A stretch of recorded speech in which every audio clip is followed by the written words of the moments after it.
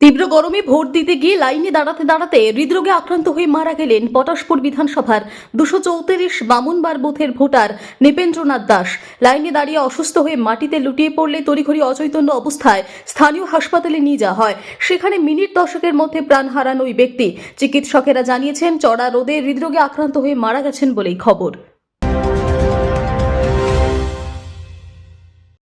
আজকে প্রখর রৌদ্রে মানে কি আজকে যা রৌদ্রের উত্তেজনা মনে হয় 40 ডিগ্রি মানে ছাড়িয়ে গেছে, যার কারণে সানস্ট্রোকে বামনবার 234 নম্বর বুথে, এটা হচ্ছে পটাশপুর বিধানসভার অন্তর্গত নৃপেন্দ্রনাথ দাস নামে এক ব্যক্তি, তিনি এবং তার পরিবারকে নিয়ে, ওনার স্ত্রীও সঙ্গে ছিলেন।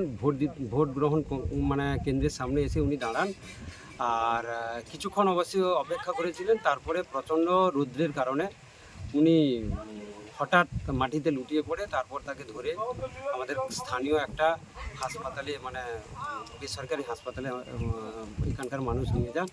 তারপরে ওইখানকার ডাক্তার তাকে মৃত বলে ঘোষণা করা হয়।